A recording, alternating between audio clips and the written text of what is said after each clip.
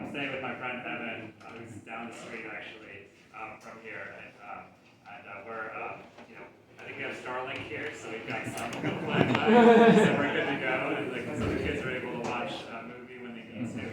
But I want to first say that it's wonderful being here. We had a great set of candidates in the primary. I've talked to every single one of them since the election, and they're all fired up and they're all ready to work together because in the end, we've seen kind of the agenda put forth by the other side, and it's not going to work very well for our community. That's for sure. And so we're all in agreement that we're going to be pushing forward and making sure that Donald Trump is not the next president of the United States.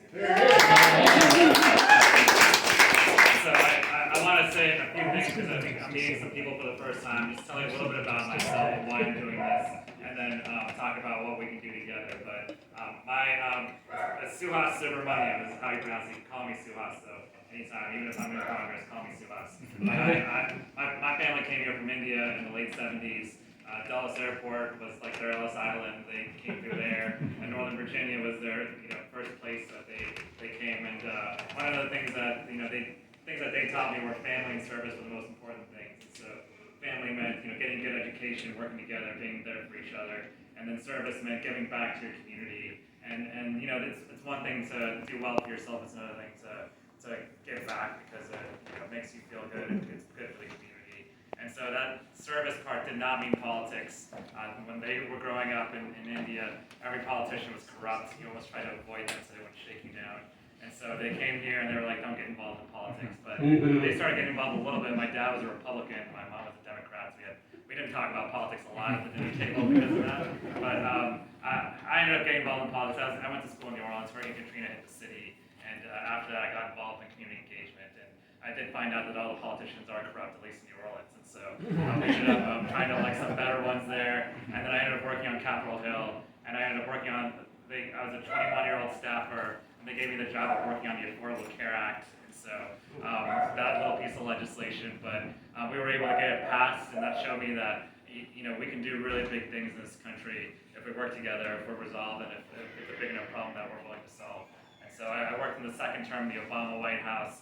I got elected in 2019 to the State House. I was the first person of South Asian descent ever elected in the history of Virginia, and then last year the State Senate, and then people kept retiring on me, and so Jennifer Wexton retired now she's going to retire.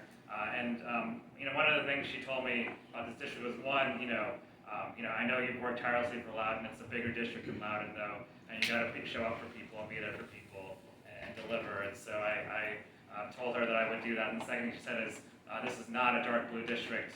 It used to be. It is not anymore. After redistricting, and we got to fight and claw. I had to fight in 2022, and it was people like you all who helped her get reelected to Congress and made a big difference for our community. So she said, after the primary is over, your work has only begun. And so I'm taking that to heart. We do many, many events a day, and we're on the phones, we're knocking doors. And I'll say that it's been a busy summer, huh? Right? A lot's happened. And so earlier in the summer, we were knocking on doors of Democrats and basically begging them to vote. Democrats who had volunteered for us before were not enthusiastic about November. They just thought we were going to lose, and what's the point? And there were other Democrats who maybe just got sucked into the Republican talking points and said there's open borders and things that aren't true, and we had to explain to them that those things are false, and our platform is about serving them.